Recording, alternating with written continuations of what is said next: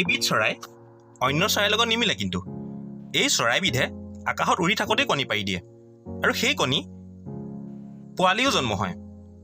জানোচোন নহওক এনে আচৰিত চৰাইবিধৰ বিষয়ে। ভাৰতত এনে এখন ঠাই আছে যাৰ নাম পিংক চিটি। আকৌ মনুষ্য কম্পিউটাৰ বুলি কাকনো কোৱা হয় আৰু কিয়নো কোৱা হয় জানো আহকচোন এনেধৰণৰ কেইটামান অতি প্ৰয়োজনীয় আৰু আচৰিত তথ্যৰ বিষয়ে।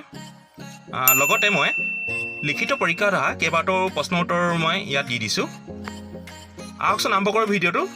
আজি প্ৰথম প্ৰশ্নটো হ'ল, কি চৰায়ে উৰি যাওঁতে কণী পাৰে? উত্তৰ হ'ল হুমা চৰাই। আৰু এই চৰাইবিধ ইৰাণত পোৱা যায়। এইবিধ চৰাই মাটিত নপৰে বুলি কোৱা হয়। এই চৰাইবিধে আকাশত উৰি থাকোঁতেই কণী পাৰে আৰু সেই কণী পৃথিৱীৰ পৰা আগতেই পোৱালি ফুটি ওলায় আৰু সেই চৰাই পোৱালীয়ে জন্ম হৈয়ে কিন্তু উৰে। ইও এক আচৰিত তথ্য। পিছৰ প্ৰশ্নলৈ আগবাঢ়িছোঁ।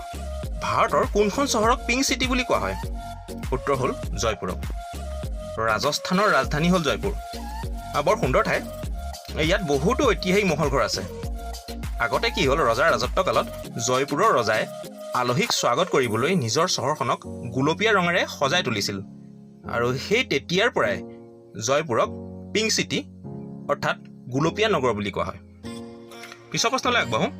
আমি জানো মানুহৰ শৰীৰত 214ডাল হাড় থাকে, কিন্তু জন্মতে শিশুৰ দেহত থকা হাড়ৰ সংখ্যা শুনিলে আচৰিত হ'ব। কাৰণ এটা শিশু জন্মৰ পিছত প্ৰায় শৰীৰত 300ডালতকৈও অধিক হাড় থাকে। এক আচৰিত কথা। কিন্তু ডাঙৰ হৈ যোৱাৰ লগে লগে শিশুটোৰ হাড়ৰ সংখ্যা কমি 206ডাল হয়গৈ। ইয়াৰ পিছৰ প্ৰশ্নলৈ আগবাঢ়োঁ। ভাৰতৰ প্ৰথম সংবাদপত্ৰখনৰ নাম কি? অতি প্ৰয়োজনীয় প্ৰশ্ন। উত্তৰ হ'ল বেংগল গেজেট। বেংগল গেজেটখনেই হ'ল ভাৰতৰ প্ৰথম সংবাদপত্ৰ।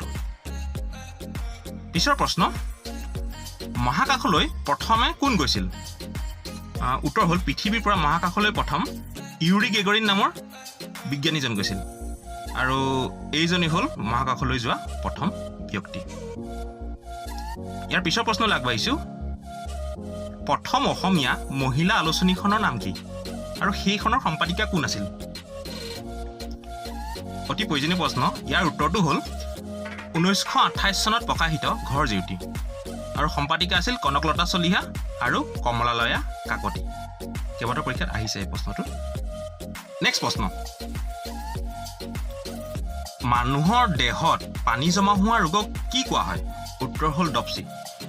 কেতিয়াবা কি হয়, মানুহৰ শৰীৰত পানী জমা হয় আৰু সেই পানী জমা হ'লে কি হয়, মানুহৰ বিভিন্ন অংগবিলাক ফুলি উঠে, যেনেকৈ ভৰি হাত এইবিলাক ফুলি যায় আৰু এই ৰোগবিধৰ নাম ডপচি বুলি কয়।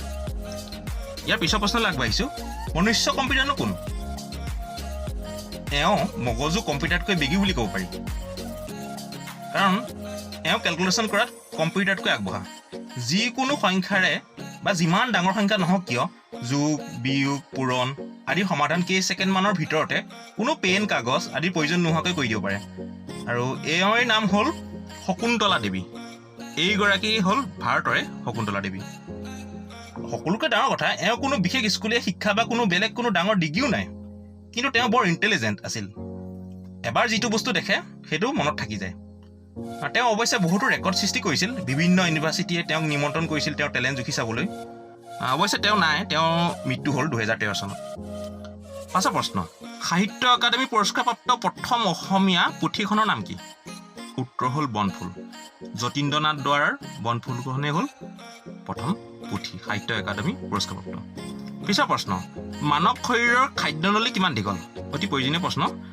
উত্তৰ হ'ল 25 চেণ্টিমিটাৰ খাদ্যনলীৰ দীঘল। নেক্সট প্ৰশ্নলৈ আগবাঢ়িছোঁ। কোন চনত ক'ৰ পৰা প্ৰথম প্ৰকাশ হৈছিল জোনাকী নামৰ আলোচনীখন আৰু ইয়াৰ প্ৰথম সম্পাদকজননো কোন আছিল? অতি দৰকাৰী প্ৰশ্নটো। ইয়াৰ উত্তৰটো হ'ল 1889 চনত কলিকতাৰ পৰা এইখন প্ৰকাশ হৈছিল আৰু প্ৰথম সম্পাদক আছিল চন্দ্ৰকুমাৰ আগৰৱালা। এইজনেই আছিল প্ৰথম সম্পাদক। আজি এইকেইটাই আছিল অতি প্ৰয়োজনীয় লাগতিয়াল তথ্য আৰু সাধাৰণ জ্ঞানৰ প্ৰশ্ন উত্তৰ। যদি ভিডিঅ'টো চাই ভাল লাগিছে, অনুগ্ৰহ কৰি ভিডিঅ'টো লাইক কৰিব আৰু এই ভিডিঅ'টো শ্বেয়াৰ কৰিব আৰু চেনেলটো অনুগ্ৰহ কৰি ছাবস্ক্ৰাইব কৰি দিব। ধন্যবাদ।